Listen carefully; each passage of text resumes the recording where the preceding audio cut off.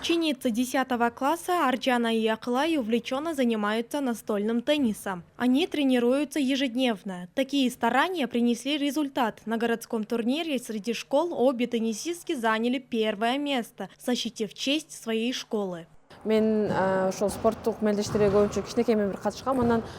Мой отец был учителем физкультуры, поэтому я занимаюсь спортом с детства. Настольным теннисом увлекаюсь уже 2 года. Среди 79 школ наша школа заняла одно из первых мест. Чтобы не отставать от учебы, я тренируюсь по вечерам.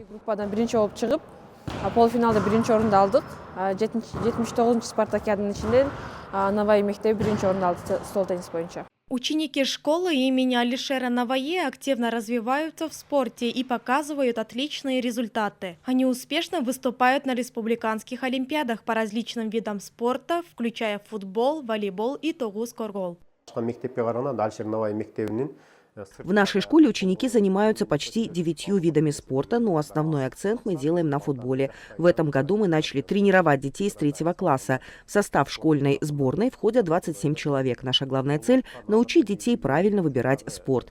Мы создаем условия, чтобы они могли заниматься им не только на уроках физкультуры, но и в свободное время. Недавно лучшие теннисистки школы одержали победу на спартакиаде.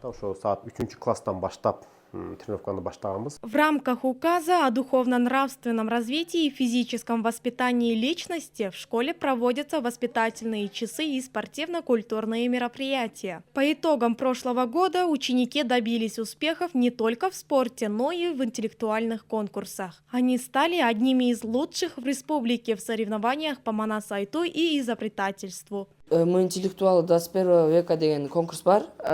Я считаю, что свободное время нужно посвящать чему-то полезному, создавать что-то новое. Я готовлюсь к конкурсу «Мы интеллектуалы 21 века», который состоится в феврале. На республиканских и международных соревнованиях я занимал высокие места. Занимался дистанционным управлением телефона и созданием онлайн-книжных проектов. Задание беришкен чоң жайлорду, огороддорду тез сугарып, ошол жерге жеткирүү болгон тема.